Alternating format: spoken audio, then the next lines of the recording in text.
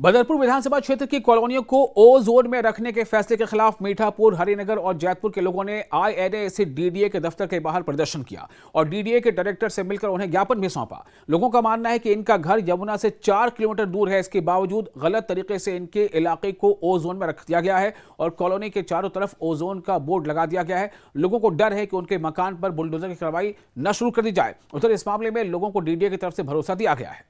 उत्तर पूर्वी दिल्ली के थाना दयालपुर स्थित नेहरू विहार इलाके में उस वक्त अफरा तफरी मच गई जब शाम करीब 6 बजे अज्ञात हमलावरों ने राशिद नामक युवक पर ताबड़तोड़ फायरिंग कर दी। प्रत्यक्षदर्शियों के मुताबिक राशिद अपनी गली में मौजूद था, तभी अचानक कुछ युवक वहां पहुंचे और उस पर 10 से 15 राउंड गोलियां चला दी। बताया जा रहा है कि इस हमले में राशिद को करीब 7 गोलियां लगी हैं, जिसके बाद वो गंभीर रूप से घायल हो गया है। घटना के बाद स्थानीय लोगों की मदद से घायल को तुरंत जगप्रवेश चंद्र अस्पताल पहुंचाया गया, जहां उसकी गंभीर हालत को देखते हुए डॉक्टरों ने उसे जीटीबी अस्पताल रेफर कर दिया है। सूत्रों के माने तो यह वारदात इलाके में चल रही पुरानी रंजिश और संभावित गैंगवार की ओर इशारा कर रही है। दिल्ली के डाबड़ी में देर रात बड़ा हादसा होने से टल गया। दरअसल एक अस्पताल के बिजली मीटर में आग लगने से हड़कंप मच गया था। वहां मौजूद मरीजों में अफरा तफरी मच गई थी। जैसे ही अस्पताल के स्टाफ को आग की सूचना मिली, उन्होंने वक्त रहते आग पर काबू पा लिया और एक बड़ा हादसा टल गया। दिल्ली के नंद नगरी इलाके में एक दर्दनाक सड़क हादसा पेश आया है। यहां तेज रफ्तार बस ने सड़क पार कर रही महिला को कुचल दिया। हादसे में महिला की मौके पर ही मौत हो गई।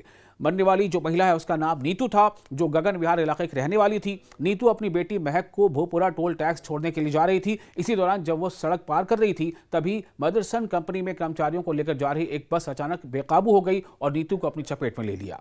दिल्ली सरकार के मंत्री आशीष सूद ने मेट्रो मंडे अभियान के तहत सेंट्रल सेक्रेटेरिएट से ITO तक मेट्रो से यात्रा कर अपने कार्यालय वो पहुंचे। इसके बाद उन्होंने दिल्ली सचिवालय के पास सरकारी बस से भी सफर किया। इस दौरान मीडिया से रूबरू होते हुए उन्होंने कहा कि हर सोमवार वो मेट्रो मंडे अभियान के तहत सार्वजनिक वाहनों से सफर करते हैं। उन्होंने लोगों से अपील की है कि इस अभियान को अपनाएं और सार्वजनिक वाहनों से ही सफर करें। दिल्ली के उपराज्यपाल तरनजीत सिंह संधू ने वेस्ट दिल्ली के विकासपुरी में आधार सेवा केंद्र का उद्घाटन किया।